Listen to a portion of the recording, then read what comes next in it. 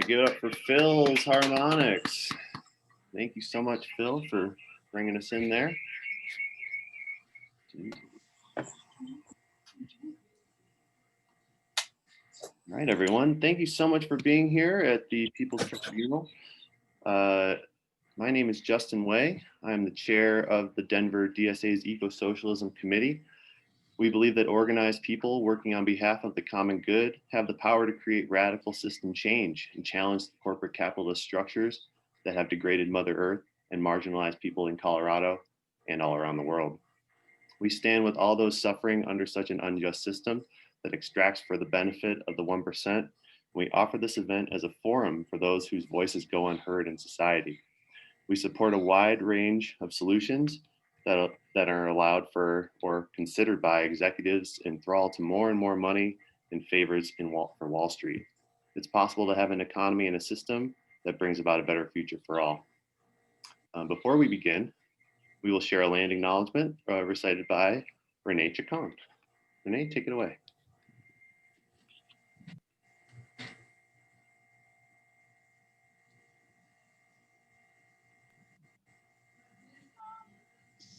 Buenos dias, Cuadiclanetzi. My name is Renee Millar Chacon. We live on the land of the Ute, the Cheyenne, the Arapaho, the Navajo, the Comanche, the Lakota, and 48 tribes that still travel through these lands and their descendants.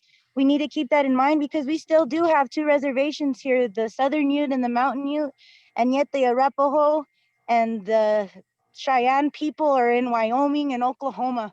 So we need to be mindful about being a good ancestor now and what that really means to dismantle issues of genocide that have harmed us all and now are genocide on the earth. So ometeo tlasokamati.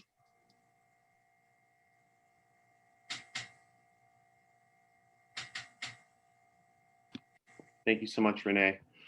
So welcome to the People's Climate Tribunal, Part 1, People vs. Xcel Energy. We're thrilled to see so many of you here to help hold Xcel accountable for their blatant disregard for the common good. These next few months are an important time, and we want Xcel to get the message that the continuation of coal is out of the question. It must be phased out by the end of 2024. In addition to using our air, water, and land as dumping grounds, we also have objections to Xcel's extraction of $600 million a year in after-tax profits from Colorado straight to Wall Street. Xcel spends untold millions of Coloradans' dollars advertising how great they are while degrading our state and all who live here, exerting influence over all branches of government. This cannot continue. Before we begin, a quick note on a People's Tribunal. A People's Tribunal is an extrajudicial court hearing that gives the people a chance to take up important public issues, express their discontent, name and blame offending parties, and condemn those parties in the eyes of their fellow citizens. In other words, we are seeking to hold Xcel accountable in the ways that our actual legal system has failed to do in the hopes that we provide a framework for future legally binding trials, as well as to educate the public on these offenses that so often go unnoticed. We will use a mixture of real laws that are already on the books, as well as rationales that we believe should be law to hold Xcel to account for the destruction they have wrought. For example, the corporate charter of Xcel and other harm-inducing corporations could be revoked, and these assets, which Coloradans have paid for many times over, could be distributed to the communities and a nonprofit authority, where many Xcel workers might be reemployed. Corporate charters are the legal instrument by which state governments incorporate businesses and grant them special privileges and rights as defined in the state's corporate laws. The format will be as follows. We will begin with laying out the three overarching charges we are considering today. Then we will hear an opening statement from our Xcel attorneys, the defense, as they plead not guilty. Following their not guilty plea, we will hear from three prosecutors that will seek to establish a case against Xcel in three different interconnected domains. Each of these will be accompanied by witness testimony and a chance for Xcel to rebut the claims. Finally, our esteemed judges will determine a verdict and charge Xcel accordingly. Now, let me introduce our judges, prosecutors, witnesses, and defense team. First, we have the Honorable Reverend Jeff Newman Lee, who is presiding over the tribunal. Jeff is a retired minister, has been an environmental activist for the last decade. He works with Resilient Denver, especially pushing on Xcel Energy to become a fossil fuel free as soon as technically possible, rather than waiting. He has worked with Wind and Solar Denver, which, with the Sierra Club, helped Denver create its goal of 100% renewable energy by 2030. He will be accompanied by Ms. Renee Chacon, the public leader from North Denver and Commerce City. Renee is a youth program coordinator and a cultural educator at Spirit of the Sun and the co-founder of Womenix from the Mountain. We also have Ellie Rodriguez of the Denver DSA. Ellie is the membership chair of DSA. Originally from Florida, she currently works at a law office for disability rights. She is closely involved with the abolition working group in Denver DSA and jail support. She is excited to be a part of the tribunal today, and she understands the connectivity between environmental justice, reproductive justice, and abolition. Our prosecution team consists of Ian Thomas DeFoya, Sarah Brilliant, and Ren Casper Smith. Ian is active in Denver public affairs, Colorado public policy, and federal environmental policy. He has worked for 3 branches of local government, worked at 3 levels of American government, run for Denver City Council, and has directed many local and state political races. In addition to being a small business owner, he has received recognition for his work from both the Denver Regional Council of Governments and the Regional Air Quality Council. He loves to dance, whether it be at a concert or in politics. Sarah Brilliant is a co-founder of Sowing Seeds of Sustainability, a Colorado-based young adult interfaith group of emerging climate justice leaders. She studied sustainability development with a concentration in environmental communications and focuses on bridging the gap between the scientific community and the public by getting involved in community-led climate action campaigns. Ren Casper Smith is a community organizer with Sierra Club based in North Denver. Ren works to accelerate the transition to renewable energy sources for Colorado's monopoly electric utilities. He is passionate about environmental justice, energy democracy, and fossil-free future for all Coloradans. Our witnesses today include Marie Venner and Michael Lewis. Marie Venner is a researcher for the National Academy's Strategic and Cooperative Research Programs and has organized the Decarbonization Series at the annual TRB meetings. Michael Lewis is father of 2 and has lived in Denver for 35 years. He is a member of 350.org, Sierra Club, Democratic Socialists of America, and Together Colorado. He is also related to John L. Lewis, founder of the United Mine Workers and the AFL and CIO. He carries on the legacy of holding corporations accountable to this day. Our defense team consists of Rex Slickington and Hugh J. Scholl. Rex Slickington is an Xcel Energy corporate lawyer who loves maximizing profits, helping the corporation dodge accountability, and kicking back with an icy cold Coors Light. Hugh J. Scholl, oh, I think I messed that one up. Rex Slickington is an Xcel Energy corporate lawyer who loves maximizing profits, helping the corporation dodge accountability, and kicking back with an icy cold Coors Light. Hugh J. Scholl is an Xcel public relations representative who specializes in spinning controversy and handling tough but fair questions. He's a self-described dog person and loves boating in the Hamptons during the summer.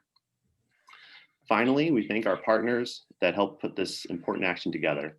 The Sierra Club members, Colorado Latino Forum, Xcel Energy is Dirty, Green Latinos, Resilient Denver, Unite North Metro Denver, and Sowing Seeds of Sustainability have all been tremendous partners in putting this on, and we thank you dearly. Now, let's get the proceedings underway. Judge Newman Lee, would you please read the charges? The court is in session.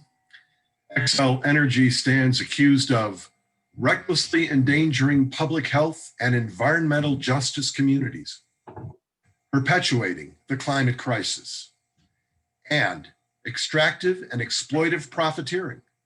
Let's hear the opening statement from the defense.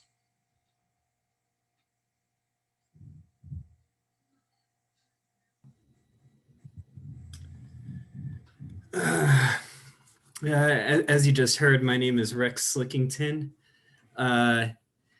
Xcel, please, this is satire. Do not sue me for libel. My name is Rex Slickington, and I'm honored to be here today alongside my corporate lawyer colleague, Hugh J. Scholl, to testify on behalf of Xcel Judges, community members, you'll hear a lot of wild and unfounded accusations by the prosecution today about how Xcel is a money-grubbing, coal-producing, gas-fracking, climate catastrophizing, oil, air-polluting energy corporation. Well, let me assure you that nothing could be further from the truth. We at Xcel Energy care very much about the environment. Just ask us. I personally go skiing up in Aspen almost every weekend, and in the summers, I enjoy the great outdoors this great state has blessed us, for as long as we have it. Just because we've got our allies, legislators, and the governor to add our own special exemption to Colorado's climate law and the greenhouse gas reductions required by 2025 doesn't mean we aren't great. We try to make sure everyone knows we will get to carbon neutrality by 2050. And what I love about our plan of carbon neutrality is that it sounds like clean energy, but it actually means we get to keep running coal until 2070. We're also a leader when it comes to making our company sound environmentally responsible. Hell, it's in our slogan, responsible by nature. You get it? Just this year, our corporate peers gave us a climate leadership award, whatever that means. We advertise at the Botanic Gardens and the Museum of Nature and Science to demonstrate that we're not a big evil monopoly. We're just your local utility provider sponsoring the arts. Let me throw some nice sounding figures out for you. In 2019, we had our largest one-year decline in carbon emissions, reducing them by 44% since 2005. That puts us halfway to reaching our 2030 goal of having 80% lower emissions than we did in 2005. So, as you can see, our much more reasonable and profit-friendly transition to carbon neutral energy is going smoothly. Let's work together to transition our energy grid to clean, carbon-free electricity for the benefit of all. And remember, if you do try and fight us, we will crush you with our corporate lawyers, lobbyists, and greenwashing. Thank you. Let's now hear from the prosecution. Ian Tafoya will make his case. Yes, hello. I'm here to make a case for environmental injustices that are due to the actions of Xcel. And I have a presentation that I'm just waiting to have shared here so I can make my full case.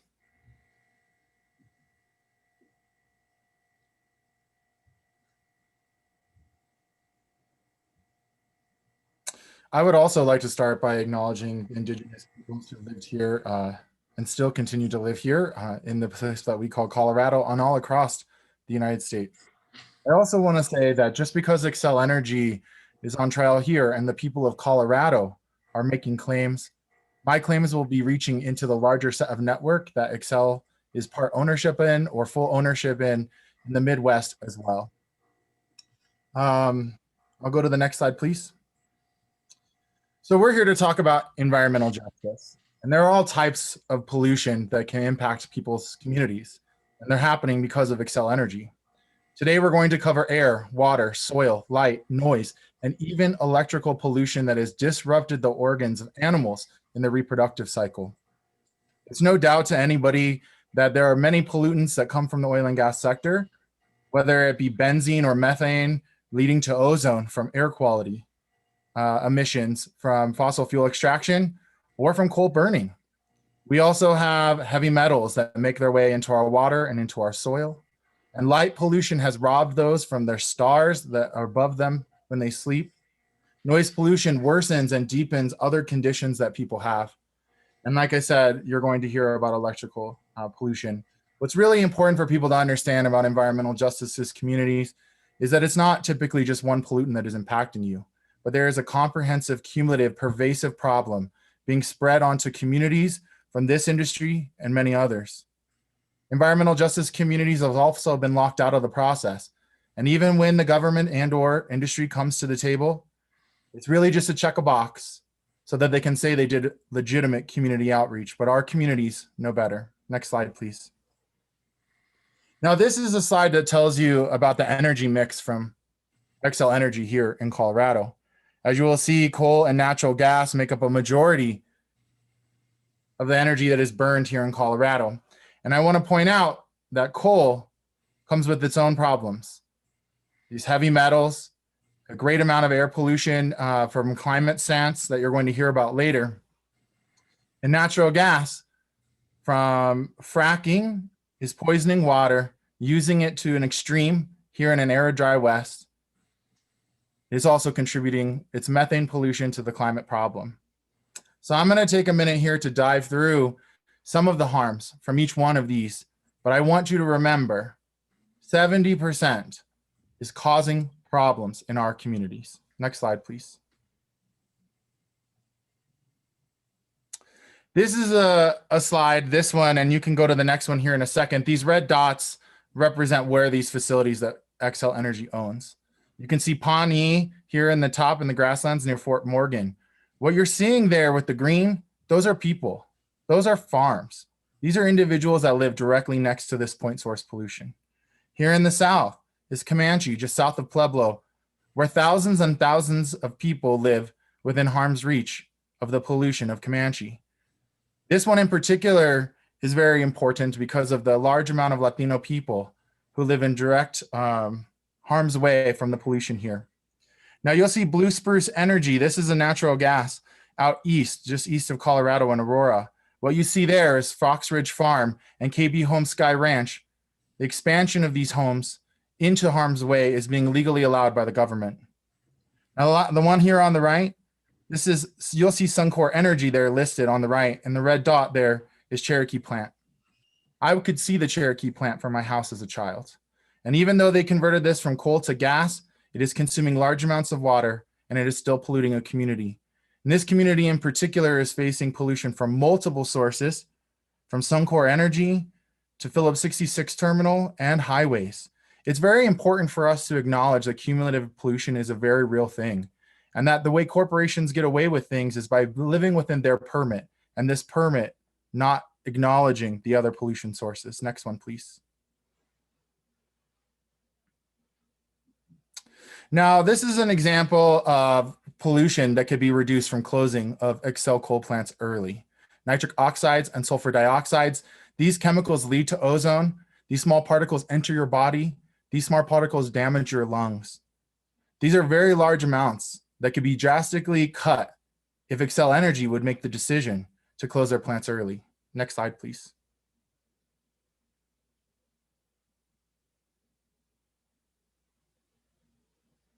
Next slide, please.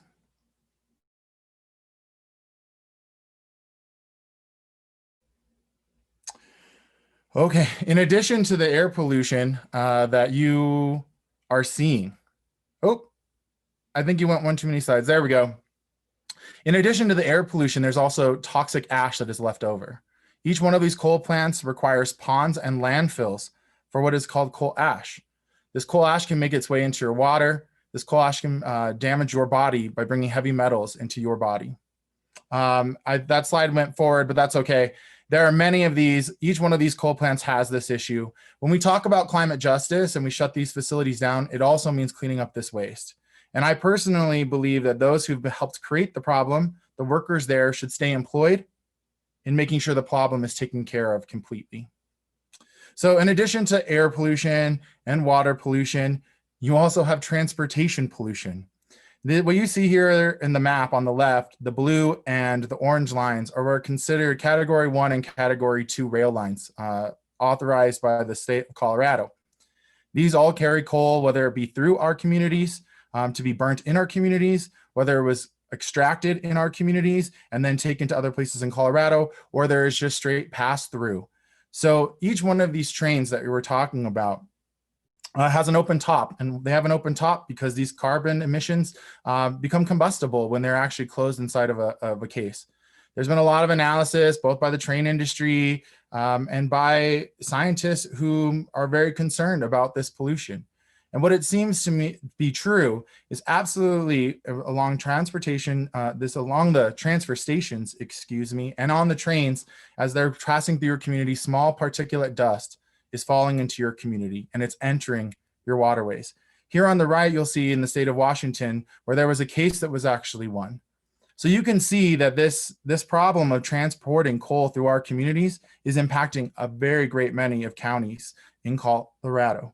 And this isn't just Colorado, we get coal from Wyoming. And so you have to think about their communities too. So when we're consuming this fuel, we're also responsible for the point source emissions and the other pollution in getting the fuel source to us. Next one, please.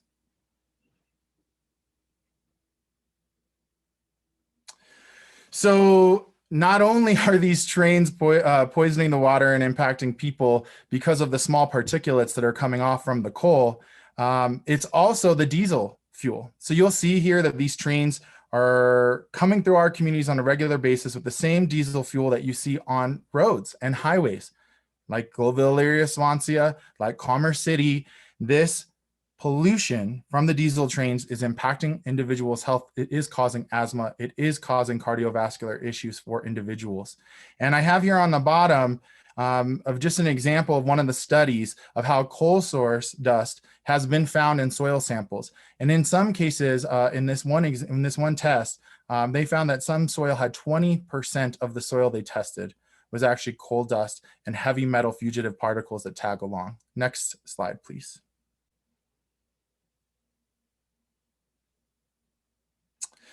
I also think it's important to acknowledge that Xcel Energy does not operate nuclear plants here in Colorado, but does operate nuclear plants in other parts of the country. From extraction of and mining tailings of uranium, which are impacting Navajo Nation, to the transporting through our communities, nuclear waste and the fuel, nuclear fuel, is a harm and a real danger to our communities. Kona Hills Clean Water, a nonprofit in Southern Colorado, actually successfully fought off the transportation of spent fuel through its community. You know, this spent fuel reactor, fuel storage can either be on site or at the site here, but we have seen the real problems that can happen when this toxic waste is exposed to the public. And there's no doubt that nuclear and radioactive energy has a disastrous impact on people's health. That is an absolute true statement. But I think what also is important is to realize that these plants have cost overruns like you would not imagine. And ultimately, those costs are also put onto the ratepayers. And I know that I'm not here to talk about the profiteering, but this is just one example. Next question, or next slide, please.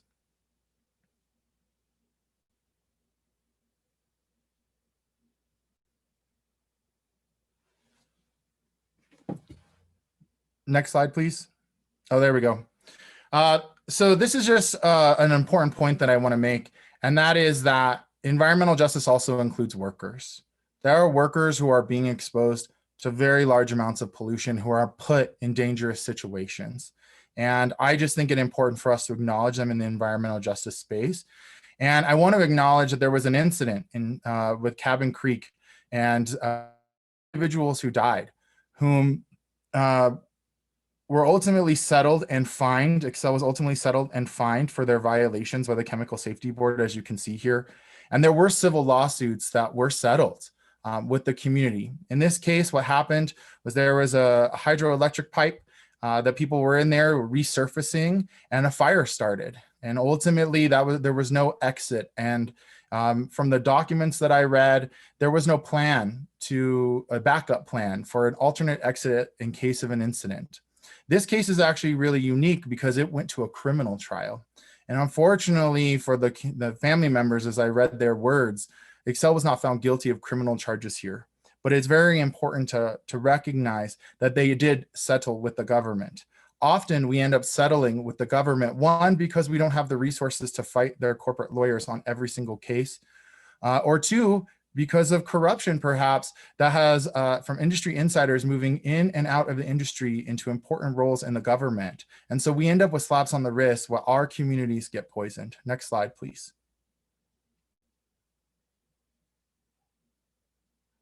This is the one about electrification that I really think is important for our folks to talk about. This is a high voltage case. So basically, there was a high voltage transmission line that was not properly grounded, and so it was putting electricity into the ground.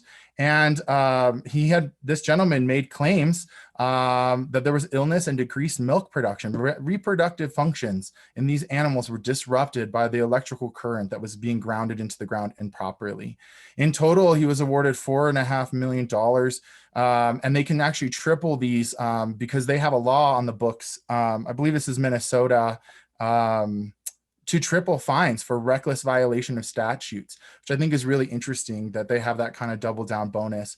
But you know, you hear a lot of individuals talk about the efficacy and the safety of high transmission lines. This is only some of the evidence that I found about the concerns there. Next slide, please. This is the point I really want to make. That case they sought settlement. Settlement doesn't make us whole in our communities. We've seen this with the Suncor settlement recently. There's a lot more that has to be done, and that is changing the processes that made this happen in the first place, not continuing to pay out checks with fake sorries to our communities while we suffer. Next slide, please. Now, this is one that I know would go into the climate effects, but I really want to talk about these impacts that forest fires are having on us. This small particulate matter that floats in from the mountains and from the forest fires not only is creating dangerous situations for those living in the mountains to suffocate, really, but we saw here what happened in Denver when we add this additional pollution on top of the fossil fuel burning, on top of the fossil fuel leaking that is propping up this industry and that Xcel is peddling to customers. Also, after a forest fire, what you see is water degradation. These large forest fires lead to flash floods that lead to degraded water quality. This has been a problem that utilities are spending lots and lots of money, your money as ratepayers, trying to figure out solutions for. And just lastly, the destruction of infrastructure, again, costing taxpayers money. But think about what happens when these roads are closed down and you need to go in an ambulance somewhere. So when we're talking about health and safety and welfare, we need to be talking about these other tools of an infrastructure. Next slide, please. Now, this one is about light pollution, okay? This is light pollution from oil and gas fields across Colorado and across the United States. You know, light pollution is something that I think cutting edge scientists are talking about, and we need to think again about cumulative comprehensive pollution. Is light pollution on top of air pollution, it all compounds to lead to worse health outcomes. You know, I had a chance to speak on a press conference earlier this week with a woman an Indigenous woman who had ran for North Dakota State Senate. And when she ran, what she said to me was the most disappointing thing was that the stars were taken from her. Her communion with her ancestors were taken from her by the haze that was created by the fugitive emissions and also the flaring. Next slide, please. Noise pollution. Whether we're talking about the trains or the actual facilities themselves, noise pollution is a real thing. There is a lot of documented evidence of noise pollution exacerbating mental health crises, worsening health outcomes for pre-existing conditions. It's something that we're beginning to study. It's something that we're beginning to bring into codes. Even here in the city and county of Denver, we're having conversations about noise pollutions and vibrations and the impacts of deep bass vibrations on your mental health in addition to high noise. The horns is one I think we're pretty common with when it comes to the trains. And I need you to realize that 50% of all the trains that are traveling through Colorado are doing it because of coal. There's lots of ideas to expand our network and to spend more of our taxpayer dollars and to allow the increase in size of transfer stations. But do we really need that if we switch off of coal? We can create more capacity by making changes in the way that we do business. Next slide, please. So in closing, I find that Xcel Energy is guilty of cumulative, comprehensive, pervasive environmental injustice in communities across Colorado and the United States. We will now hear from the defense. And the defense is bringing forward a gentleman by the name of Scholl, Hugh J. Scholl.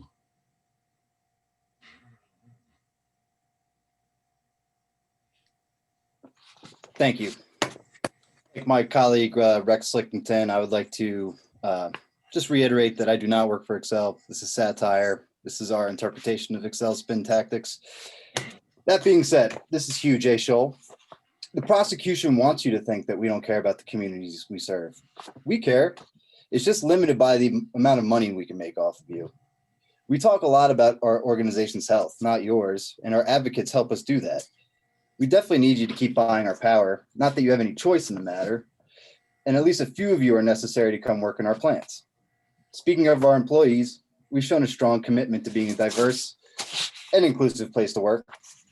Our overall employment and management may be overwhelmingly white and male, but we were named best places to work for the LGBTQ community last year. A perfect score. We also support our employees who volunteer with groups like the United Way to do good for the communities we operate in. Sure, they aren't cleaning up the air pollution or solving climate change, but it's a balance. Finally, we know the transition away from coal will happen sooner or later. It's not pressing for us.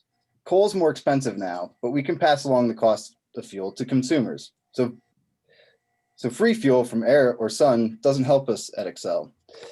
We'd rather keep the coal plants running longer, but we'll get there ultimately. And we are closing some in the latter part of the decade. So you can give us that. Thank you. Now the prosecution will respond. Your plans to close coal haven't been nearly soon enough, and we've tried to push off all the costs to customers for your own unhealthy and dangerous decisions. Xcel keeps threatening to make the process slow and painful unless we let Xcel do it. But then Xcel is making the process go as slow as it can and trying to control all three branches of government to make it so. Xcel is spending our hard-earned money to greenwash itself and obscure the facts and get a deal that is not in the best interest of the people of Colorado. There is no doubt there is environmental harm being done to all of us. Thank you. Next, we will go to issue number 2. We will talk about the science, and Sarah Brilliant will present her case against Xcel Energy.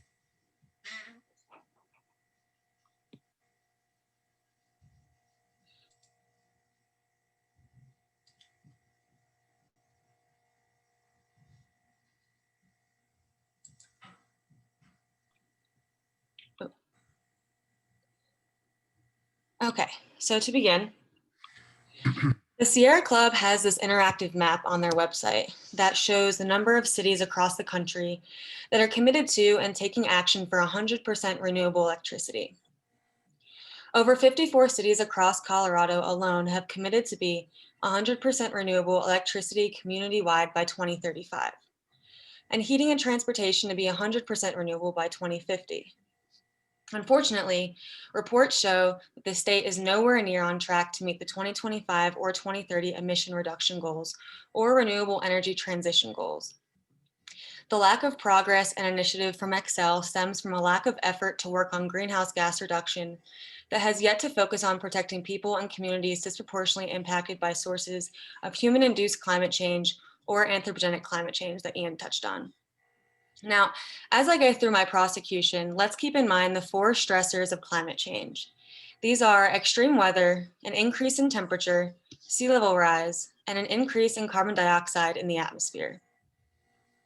Xcel Energy financially funds the extraction processes of coal mining. They own their own processing plants, and they distribute this dirty energy to 3.3 million electric consumers across the Midwest and Southwest regions of the US, which means they're responsible for contributing a lot of carbon emissions into our atmosphere.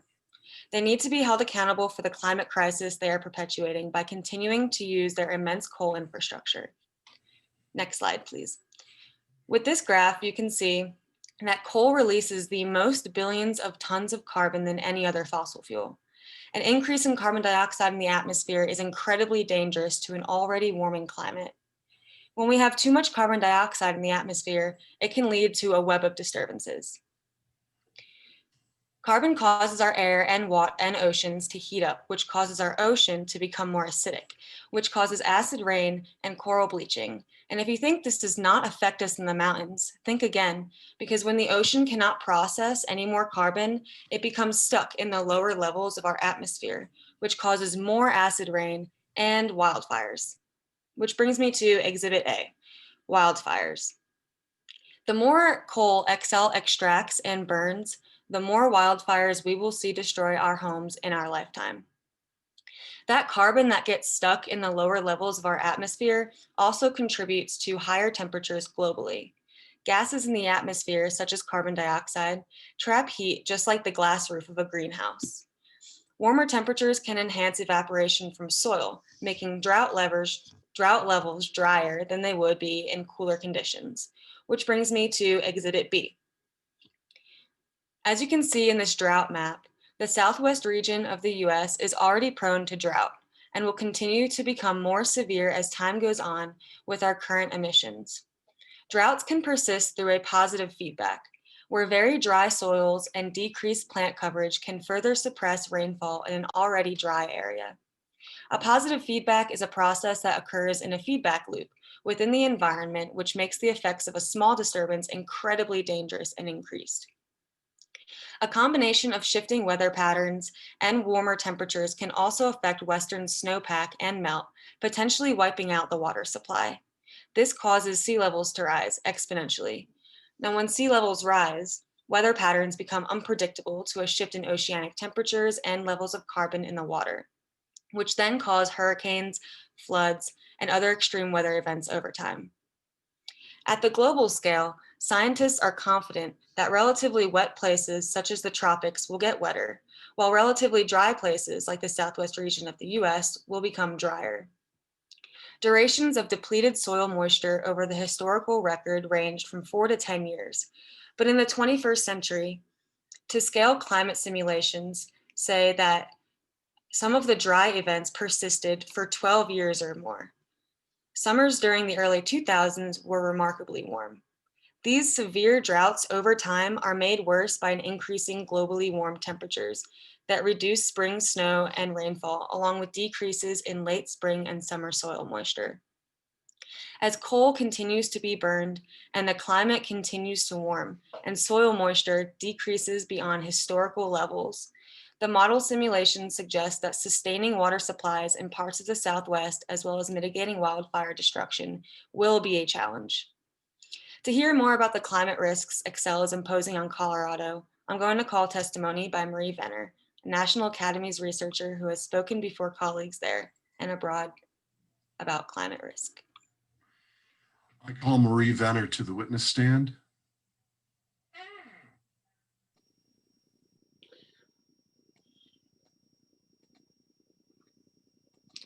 Hello. Scientists have known about climate change since the 1800s, and implications of it were reported in newspapers large and small then and early last century. But by the 1950s, the US government was tracking carbon dioxide in the atmosphere in the most remote places they could find on Mauna Loa in Hawaii.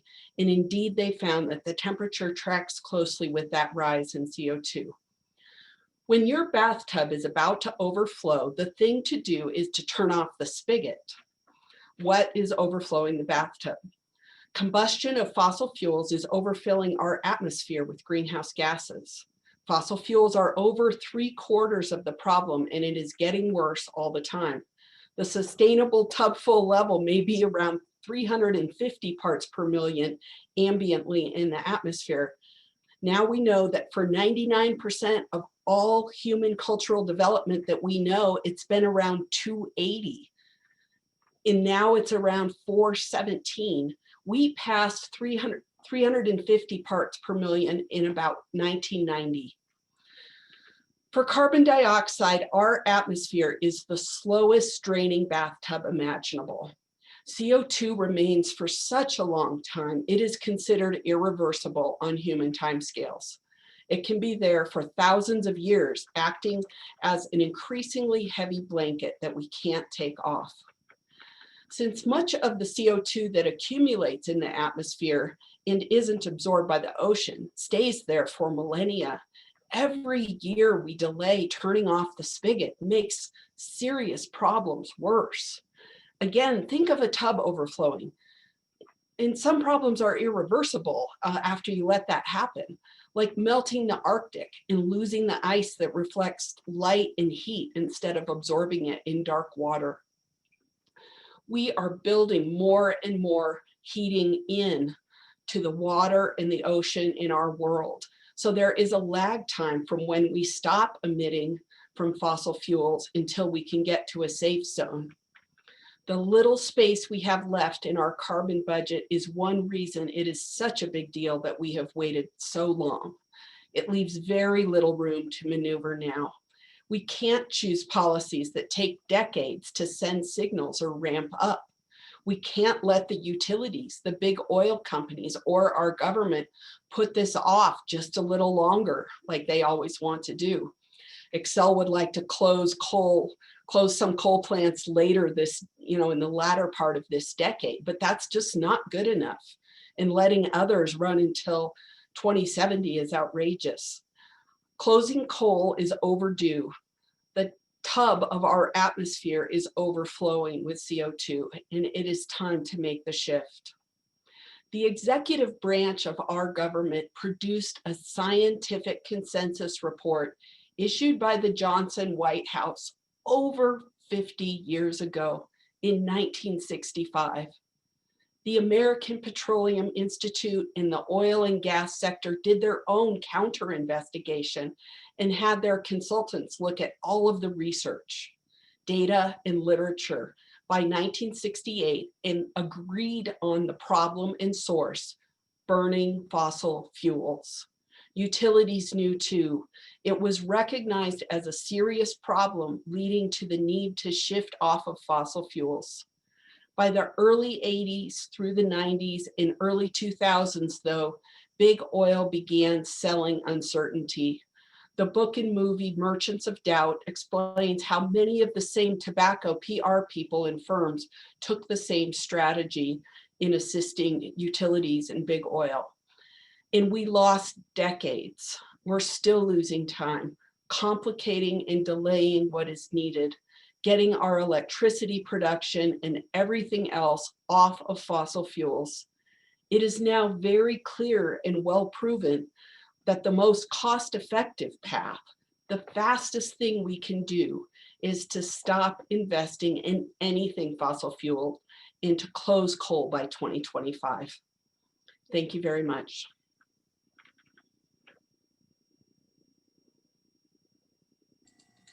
The defense will now respond.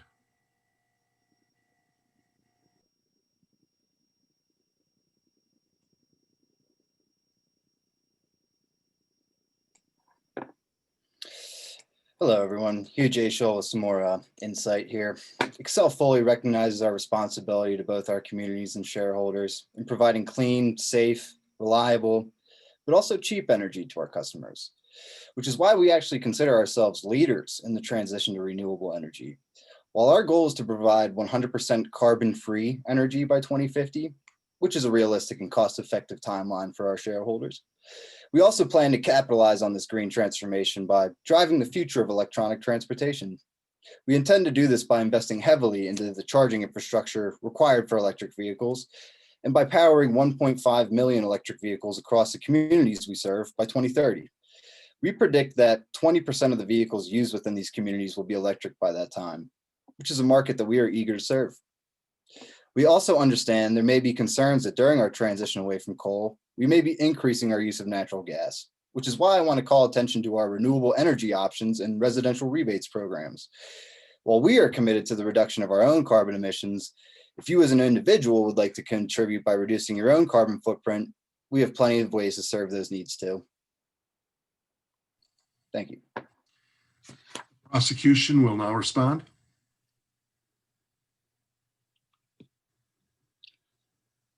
Accessibility of electric vehicles are in question here. It seems as though you are telling people that if they cannot afford to purchase an electric vehicle, they're part of the problem or making things worse. That strategy is simply flipping the responsibility of Xcel from their coal and mist extraction and production processes to the responsibility of the individual consumer. You're missing the entire point that you must be held accountable for your crimes against the global climate. And natural gas fracking is not the solution here. Clean coal is not a solution here. Governments and businesses like Xcel ought to be held to a standard that does not put the global climate at harm, and they must identify their vulnerability to drought and other climate-induced tragedy to improve resilience. Meeting the state's greenhouse gas reduction targets will require a combination of strategies, including immediately suspending the approval of air pollution permits for new sources of greenhouse gas emissions, retiring the state's largest sources of climate pollution, particularly sources located in low-income neighborhoods and communities of color, as quickly as possible, achieving 100% renewable electricity generation by 2030, and winding down and ultimately phasing out fracking in the state by 2025. Thank you. Thank you.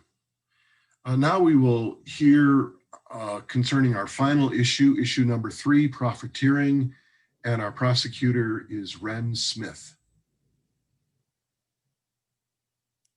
Excellent. Hi, everyone.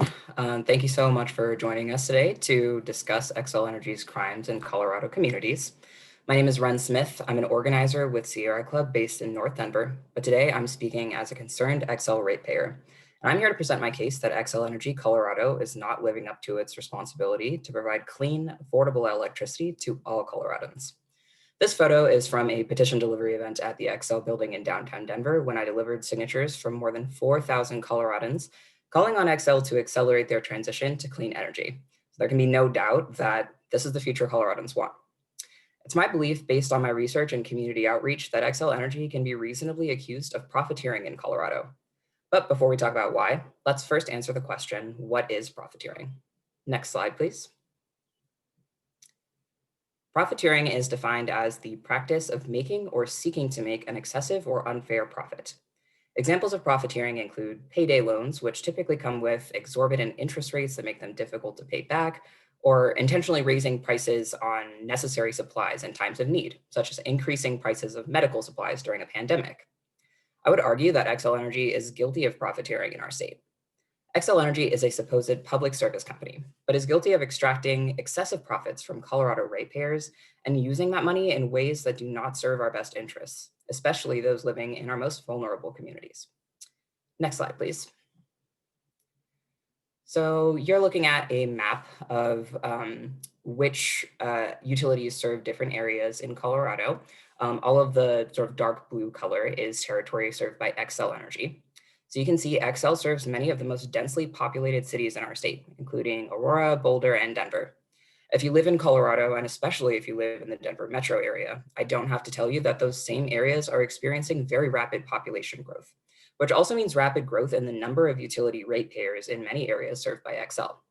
Xcel's gone from serving about 50% of Colorado's electricity customers to close to 60% over the last few years. This rapid growth in profit and power has set Xcel up to be one of the state's biggest monopoly companies, in addition to the title they already hold as the largest source of greenhouse gas emissions in Colorado. We don't have 2020 numbers yet to present to the jury, but Xcel Energy reported profits of $578 million in 2019 in Colorado alone, and that's after salaries and spending on advertising. In communities, next slide, please. Thank you. In communities served by Xcel, customers don't have many accessible options other than to pay a for-profit monopoly to get the electricity they depend on. This is a map of energy burdens in Colorado. Energy burden is defined as the percentage of household income spent on electricity bills. Out of the relatively small geographic area Xcel is extracting this profit from, the energy burden is highest in our state's social and environmental justice communities, including the same part of North Denver that's home to Xcel's environmentally racist, polluting fracked gas plant, the Cherokee Generating Station, which my fellow prosecutor already mentioned, among a ton of other polluting facilities. So you can see in the circle that's highlighted on this map here, it's really, really small, the orange sections, because it's such a hyper-concentrated area. But Xcel continues to get away with preying on these communities with less resources to fight back. With Colorado's extreme fluctuations in temperature, and in this world where we increasingly rely on technology and internet access to be able to do normal things like work or school our children, the access to reliable energy at affordable rates is more critical than ever. And this isn't just about low-income communities. In a wealthy nation and state, we all lose when people don't have access to basic necessities. Next slide, please. So if you're like me, you're wondering, where exactly is all this money going? Well, first of all, it's unfortunately not going where we could really use it, towards investments in renewable energy. Next slide, please. So think like an Xcel executive when you look at this, because all numbers on the chart are in millions of dollars. This piece of evidence is a slide from an investor report on projected Xcel spending by function. You can see here that they're not planning new renewable energy investments over the next few years, but they are planning to spend $7.6 billion on other infrastructure, including $1.75 billion on gas, which is horrible for public health and the environment. Next slide, please. And as it turns out, gas is a pretty terrible investment. 90% of of gas plants built in the next 5 years will be uneconomic by 2035. So, it doesn't stop with gas, of course. We need to consider Xcel's costly and damaging coal plants too. Xcel, Colorado built one of the youngest coal plants in America, the Comanche coal plant located in Pueblo.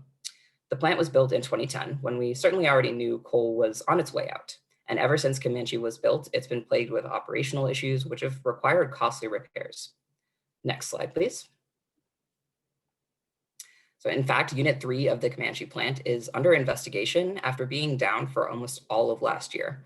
So this is a map of the electricity generated by Comanche. So you can see early in 2020, it just kind of drops off the map. We should know the extent of the damages in the next couple of months, but it's potentially serious and it won't be an easy fix.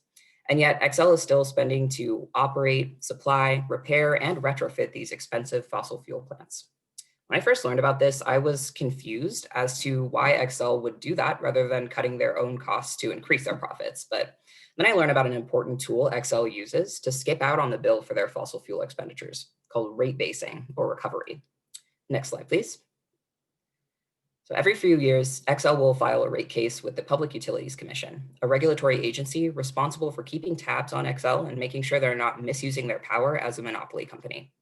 Utilities like Xcel can use rate cases to attempt to recover the costs of new investments by raising electricity rates, essentially passing the bill on to customers.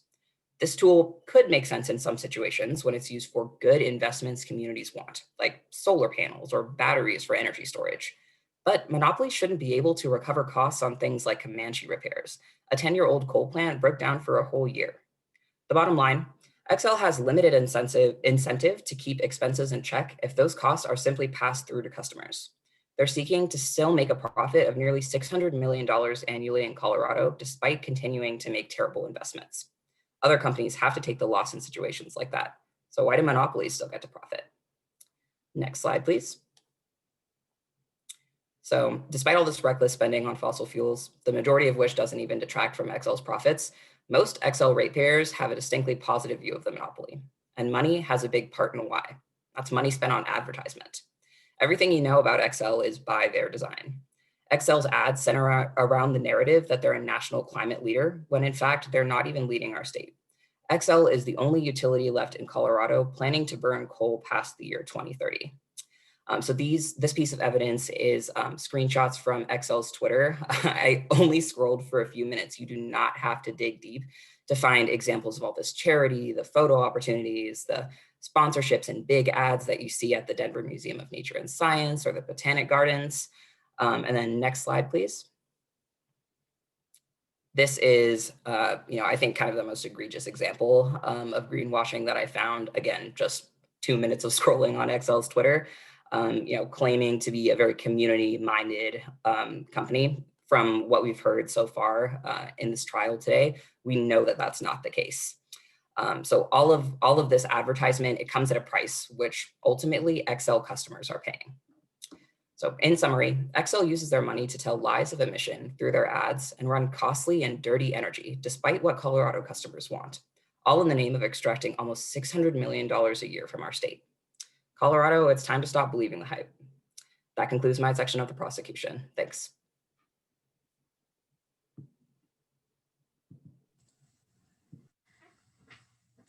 We will now hear from witness Michael Lewis.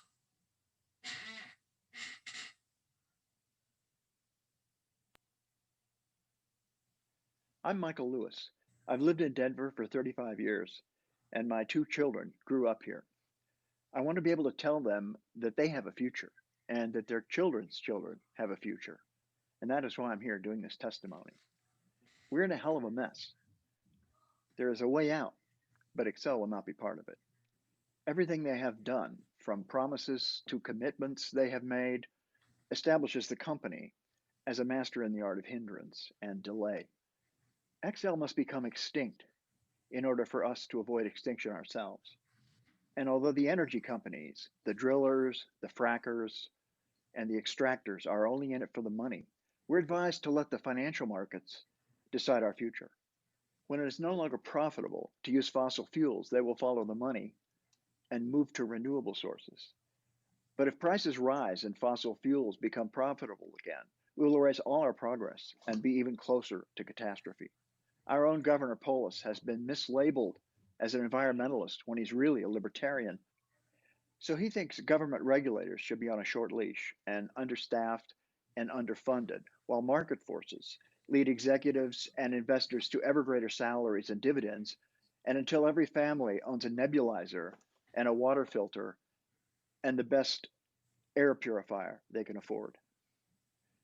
We have environmental boards, commissions for clean air, and agencies and departments for pollution control, but none of it matters as long as Xcel's lawyers roam the Capitol. Isn't it amazing? We spend precious time hiring monitors, training them, supplying tools, then doing the tests, analyzing the results, determining the accuracy of the results, which may not even affect policy if we haven't made a decision on what a safe level of toxin is. What about Plan B? What about the elimination of Xcel and the end of coal, the end of oil, the end of natural gas fracking, and the methane flaring that is visible for miles up and down the state, possibly the worst of all greenhouse gases? What about the end of unknown poisonous compounds leaching into the aquifers and the groundwater that we need to cook and bathe and drink? Right now, the hardest hit by the crimes of the fossil fuel industry are, naturally, the people of color, the indigenous nations, the poor, the invisible, and their neighborhoods and communities, which often lie in the shadows of refineries and next to the highways and the trucks that spew diesel and carry all the nasty stuff.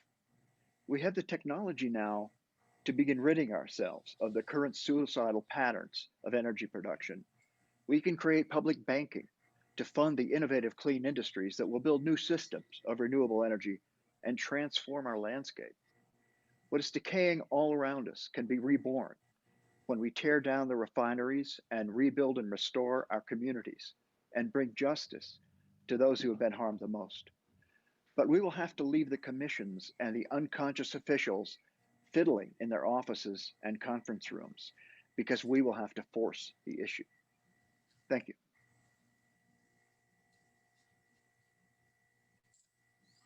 The defense will now respond.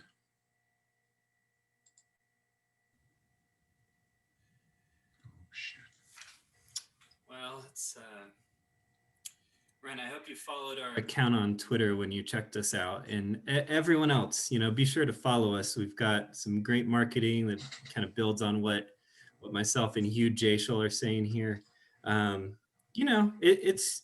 can't deny we are bringing in millions in profits, but is it a crime to make money? I mean, I guess profiteering is a crime, but set that aside. It's simply a testament to our sound business model and efficiency in delivering reliable energy to our customers. And we do offer some of the most competitive prices when it comes to energy. The average residential electricity rate is in Colorado here, thanks to us, is about 11 cents per kilowatt hour. That's 3% less than the national average. You could also say, well, yeah, I mean, that is 25% more for our costs than rural cooperatives like PRPA, and they're going to get 100% renewable by 2030, but let's not talk about that. We also do offer a time of use rate, which allows people to lower their bill by doing things like run their washer and dryer during off-peak hours to save money. And, as Ren mentioned, there is the Public Utility Commission, which is completely neutral, independent body. We couldn't influence that as a multi-billion-dollar corporate monopoly. Xcel, we should continue to operate as a private company. We heard some very extreme ideas like bringing us into extinction or having municipalized energy. You don't want a government takeover of your utility company. That would be socialism. Thank you. We'll now hear the closing arguments of the prosecution.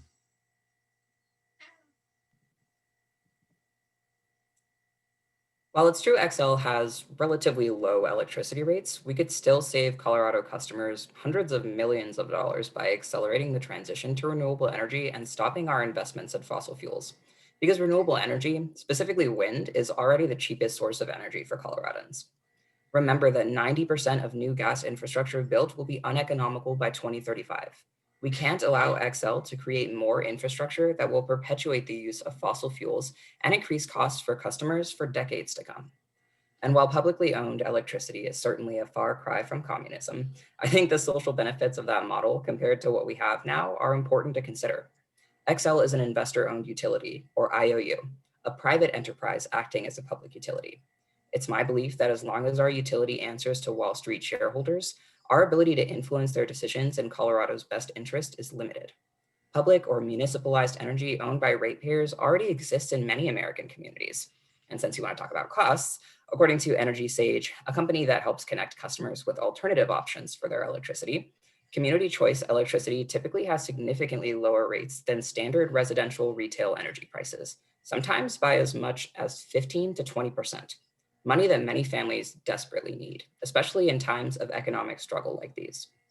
It's important to consider other models and reevaluate whether Xcel is truly serving the public here in Colorado. Thank you. Thank you. And we've heard 3 issues. We have heard from the defense. We have heard from the prosecution. It is time to determine whether or not Xcel Energy is to be found guilty. And before the judges will pronounce their sentences, we will ask all people who are on this call now to unmute themselves. Go ahead, unmute yourself. I guess if you can, you do that? Okay, you can unmute yourself. And we are going to say together, guilty. Ready? Guilty. Guilty as charged. Guilty. Guilty and then some. Guilty as charged. Guilty. We will now hear from our first of the 3 judges, Ellie Rodriguez.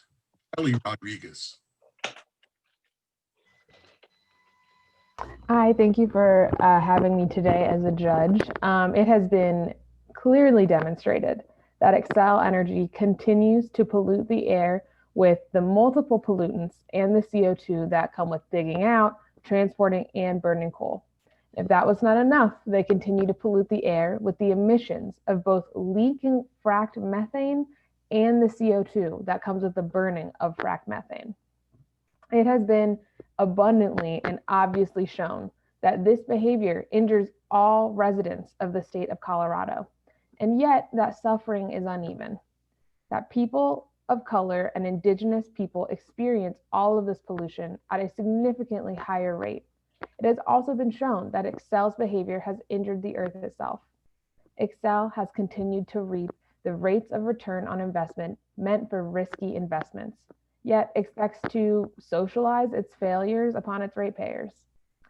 Xcel has ignored its contribution to global warming, and worse yet, it has worked to convince everybody else to just ignore that contribution in order to maintain and increase its profits. Thank you. Xcel has failed to lead. As a rich and powerful corporation of the United States, as a public utility in the state of Colorado, its duty is first and foremost to serve its community. Rather, it has behaved as if its first duty is to reap as much reward as possible for its shareholders at the expense of its community. Xcel has not been a good leader in our community. In the face of the death of much of our forests, it was silent. In the face of massive drought driven deeper by global warming, Xcel has only given tokens and gestures instead of leadership. In the face of the burning of our forests, it delays progress. In the face of proven solutions, Xcel is timid even to follow, much less than to innovate. It has been forced by government action to accomplish the renewable generation of which it now boasts. It promises for future renewables delay the inevitable changes it must undergo, a costly delay that needlessly adds to the CO2 atmospheric load and pollutes the lungs of its own children. Xcel refuses to take its leadership for the world where it could show others how to stop burning fossil fuels. Given that this court has no power to implement any sort of punishment, nor is it our preference to punish, for in this case, the use of polluting fossil fuels is so widespread we all share the taint. We therefore pass the following sentences upon Xcel Energy and its leaders. We sentence Xcel Energy and its leadership to repentance, that they would enjoy the freedom of seeing a better path and taking it. We sentence this corporation and its officers to fiercely love their neighbors and the earth upon which they stand. And finally, there is this punishment, a punishment we cannot impose, as it is certainly a simple consequence of what we do or not do. It's a punishment we all fear. We sentence the leaders and those who should have been leaders of Xcel Energy to look into the eyes of their children who ask nothing but to receive from their parents a livable world. There's an old saying that goes, is there any among you who, if your child asks for bread, will give a stone?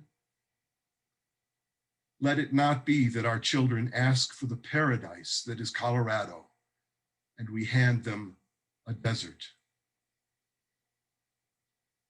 For our concluding sentence, we call upon our Judge Renee Chalson.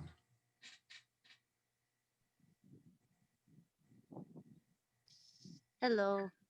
I ask you all to remember what it is to be a good ancestor. What does that mean? What will that be for us living now and for the future generations? I ask you to keep in mind a good ancestor is respecting the rights of nature for the interest and preservation for the next 7 generations. Hold the responsibility of traditional knowledge, cultural resilience, and lived experience to pass oral traditions of our resources as sources of life-giving for all in our biodiversity to be protected and supported through respectful stewardship. Most of all, I sentence them to change their predatory ways too, and to honor the survivors of their extractive industries. We have survived. We should now be able to hold leadership in these spaces to show where the system has failed.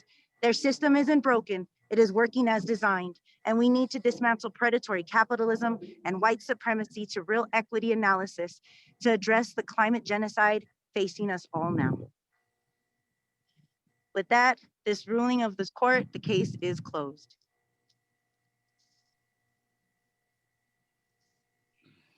Wow, thank you so much to our judges. Specifically, that sentencing and that ruling was truly beautiful. We'd like now to ask everyone on this call, if you guys are willing and interested, we would love for you to share your experience of this event on social media. You can use these hashtags, accelerate climate action. We have a little bit of a pun in there. You can also tag Xcel Energy Colorado. And if you're interested in learning more about what DSA does specifically in Denver and the Eco-Socialism Committee, you can feel free to email us at ecosoc@denverdsa.org. And we as well have an email list sign up. I'm not sure if you all can access that, so hopefully someone will. There we go, we've sent it in the chat. And for the tweet storm, social media storm, I've summarized for you all in the chat our sentencing and that beautiful piece about handing them a desert. If that's something that you'd like to tweet at them with in particular, feel free and go ahead and do that. We can also share with you all a graphic. And I think then now I'd like to open this up for the other organizers on this call with us and prosecution. If you guys want to share I will send you guys graphics in 1 second. No memes, and we might be able to cut some video footage for you all later. Other organizers, prosecution, judges, please share your asks with the attendees. Thanks.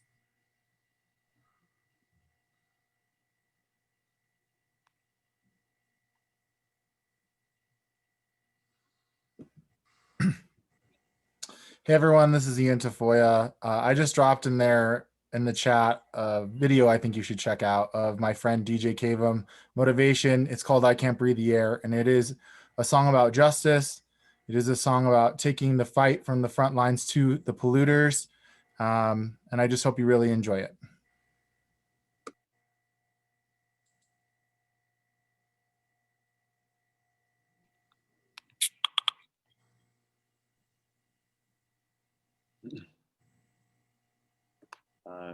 Ren, any asks from you, Ren?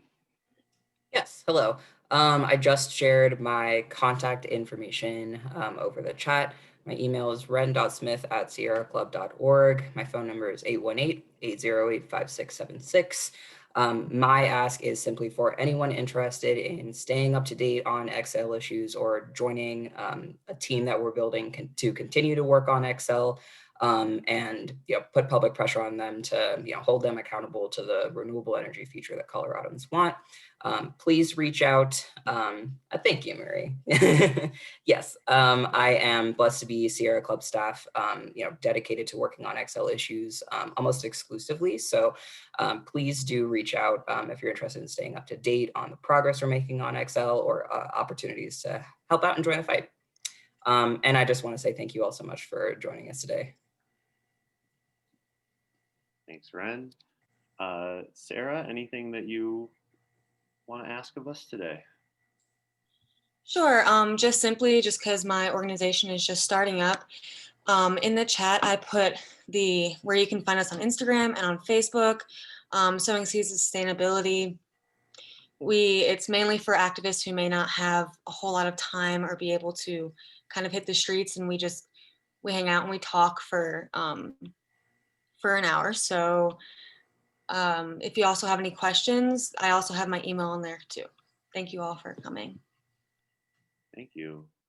And Ellie as our membership chair is going to run us through a little bit more about how to directly get involved with the DSA or and get plugged in. So Ellie, go ahead. Hi all, thank you again so much for having me. Big ups to the Eco-Social Committee and all of the amazing partners. I'm just like so in awe. This was awesome. And Eco-Social is just one of the many committees that Denver DSA has. DSA is short for Democratic Socialists of America. We're the largest socialist organization in the country, which is pretty cool. But more than our numbers, we believe, as it seems most of you do here, right, that the economy and society should be run democratically to meet public needs and not to make profits for a few, especially no Rex Skellingtons and huge A Shoals. So in our chapter in the local in Denver, we do all kinds of work based in committees, based in working groups to sort of make sure that that happens at every point, right? Our globe is in crisis in every sense. Environmentally, economically, in terms of healthcare, in terms of the pandemic, in terms of reproductive justice, all of it. So if you have any interest in getting involved in any of these projects and fighting for a better world for workers, the globe, our children, etc., a great place to do it. And this work is made possible not by secret funders or big donations or corporations, but rather by our members. And we recently have the very exciting news that we are actually sustained by monthly donations, recurring monthly donations, which is always like an uncomfortable ask, but that's what, keeps the lights on essentially. So here's this link, which you can donate one time or recurring. Really encourage you to join. Obviously, as membership chair, it's my absolute pleasure to talk to as many members, new and old, as possible to figure out what makes you tick, what your special skills are, and what kind of community and action you're looking for. This is our world and we're not going to let them keep taking it from us. So thank you so much again. And I'm going to put my email in the chat here. So if you have any questions at all, please shoot me an email. I love to chat. And one final note, this is part of a 3-part series of climate tribunals. We're going to begin working soon on putting together the second part of this series. The working title right now is People's Climate Tribunal Part 2, People versus Polis. We will be holding our state government accountable, going along with as an extension of this tribunal. So I encourage everyone here to be on the lookout for that. We're going to be putting it together, and you'll hear about it through the same channels that you heard about this one, I'm sure. So please stay on the lookout for that in the next couple months. Thank you so much, everyone. And we're gonna listen to that DJ Cavum song on our way out. So if you've got a minute to stick around and hear a cool song, nice video, please do so.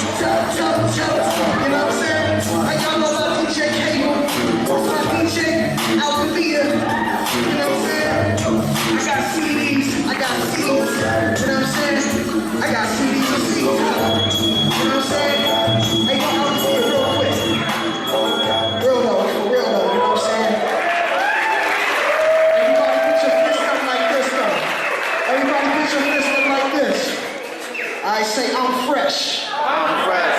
I like fresh food. I like fresh food. And I love myself. And I love myself. Why didn't you say that though? You told us to. I'm fresh. I'm fresh. I love fresh food. I love fresh food. And I love myself. And I love myself. All right, now everybody kiss yourself. That's what's up. And if you ain't kissing yourself, what's wrong with you?